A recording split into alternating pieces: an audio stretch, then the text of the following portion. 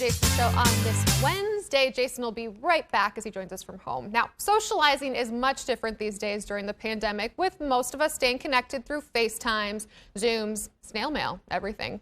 But what about your pets?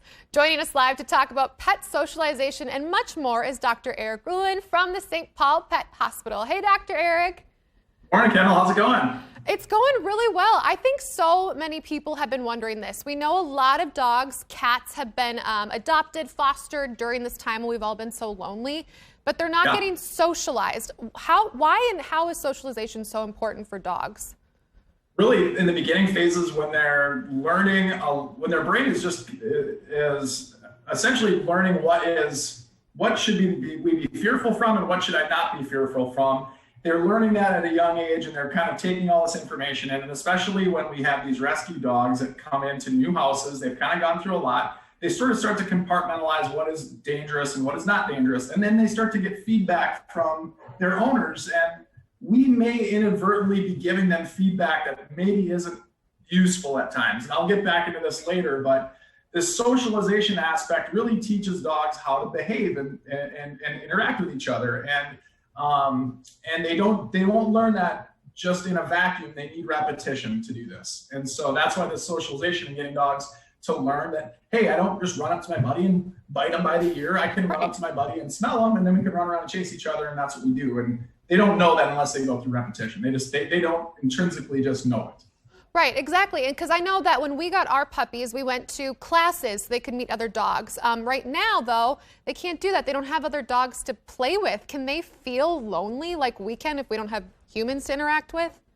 It's not necessarily a feeling of loneliness. I think when we apomorphize that emotion and put it on our dog, it's not quite the same, but there is a void of mental development that manifests differently. So I saw 2 dogs yesterday that came in that had been rescued earlier, right in the middle of the pandemic. And these dogs have been have been essentially in the same conditions in the same house every day. And they just don't, really sweet dogs, but they've never seen another dog. One dog walked up to another one, was just kind of like, they didn't know how to interact.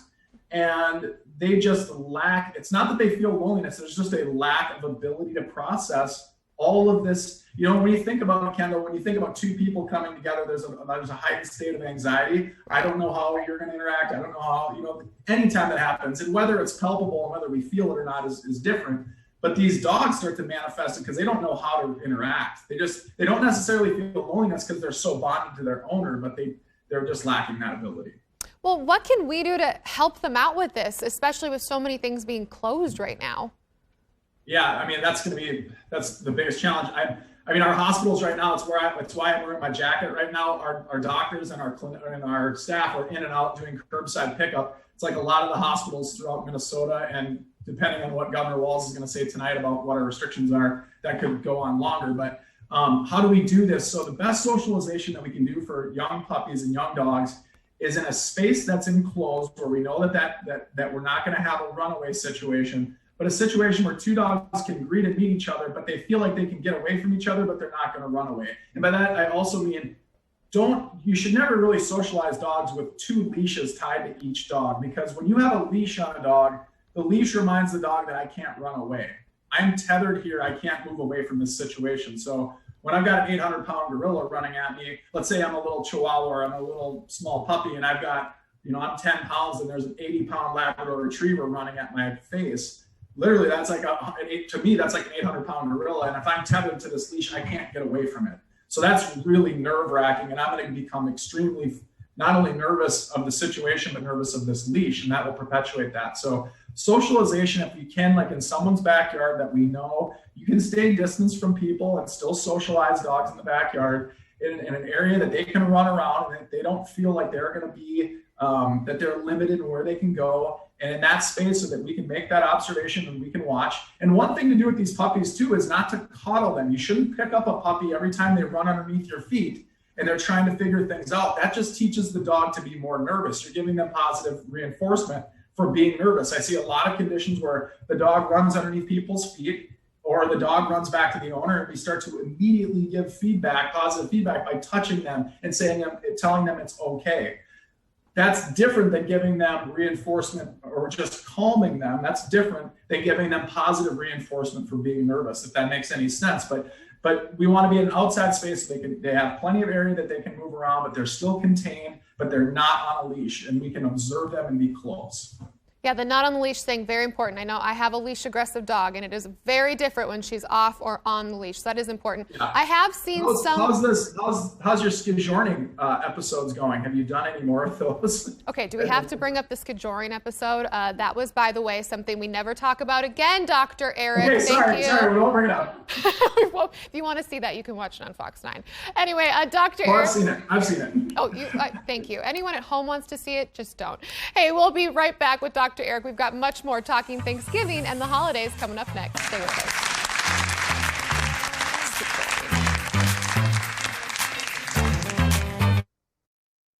Let's make it a good day. We do it our own way. Sing it out every day. Let's make it a good day. Oh, no matter what they say. Welcome back to the Jason Show. We are going to be chatting with Jason again a bit from home this morning. Don't worry, he'll be back. But right now, we're talking about pets. Joining us again is Dr. Eric Ruhland from the St. Paul Pet Hospital. Dr. Eric, in my defense, the dog I brought Skidjoring is the really friendly, crazy one. The leash aggressive one didn't even come. So I thought I would end up on 2 feet and not on my bum. I'm sorry, I should have never brought it up. Yeah, whatever. All right, well, Thanksgiving is next week, and many families are going to have some extra food lying around the house. Are there any of those Thanksgiving staples that dogs should definitely avoid? You know, things that are high in fat, Kendall, are probably the biggest issues that we see. Desserts, chocolate, chocolates in particular, chocolate, obviously, a lot of people already know that. But the bigger issues that we run into are like the drippings from like the turkey, like all that fat and grease really causes can really flare up pancreatitis. And pancreatitis is a serious and life-threatening condition. So just remember things that are high in fat, no good. Chocolates, desserts, and the sugars are the worst.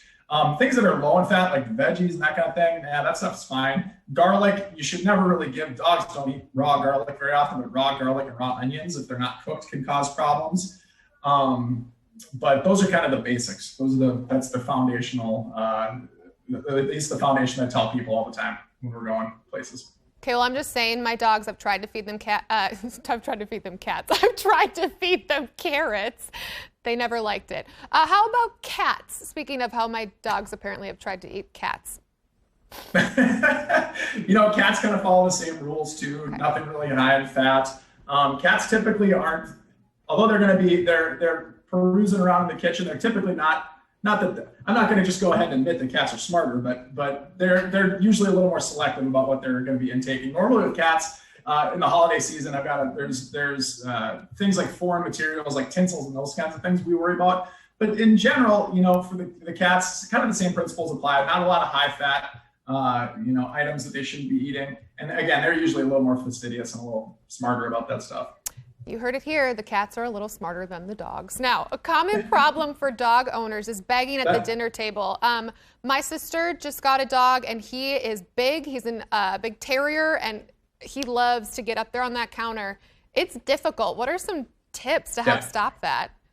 So in our household, there's a command that I teach my puppies when they're, butter at 8 weeks of age, out of the kitchen. That's the one command. It's for safety and for this begging thing. When I'm carrying a pot of hot water around, I don't want a puppy or a dog running with my legs. And I cook a lot. I'm the primary cooker in the household, but I'm cooking all the time. But it's for safety mainly. But we need to be able to give them a command, and not in a fearful way. Just give them a command out of the kitchen. And so I usually have some treat, like when they're a puppy. When I've got my puppies, I'll train them out of the kitchen. That's one command. They're out and they're right on the edge of the threshold of where the kitchen is. And anybody can do this in their kitchen space, and the dog knows right where to go, and then they get a treat, and then they wait there and they have to stay. So teaching a dog just to not be in the kitchen when that's happening, it's dangerous and it's not a healthy situation. But when you're eating too, dogs just shouldn't be in a space when you're eating. That's a general rule, and that will just get away from any of that temptation. The dog just should not be in the dining room or in the kitchen when they're eating with you.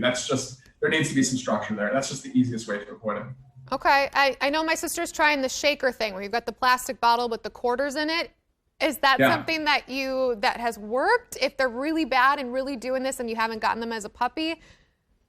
What we want to do is we want to set up a situation where you're rewarding them for the good behavior and giving them reward for distance. Because what we're doing when he's coming up and he's jumping on the counter, he's getting rewarded for that not only by getting food but by not being reprimanded. So we just need to have it consistent, and they need to have a place that they need to go to rather than rewarding them or giving them any other kind of distractions. We just need to simplify it when there's no food around and there's no other stimulus or anything else happening. Let's say I'm not cooking in the kitchen or I don't have any food out. I should be able to give the dog a command and say, go to that spot or go to this area, or maybe it's out of the kitchen or whatever it is. Go to that spot, immediate reward within 2 seconds. And we do that every single time.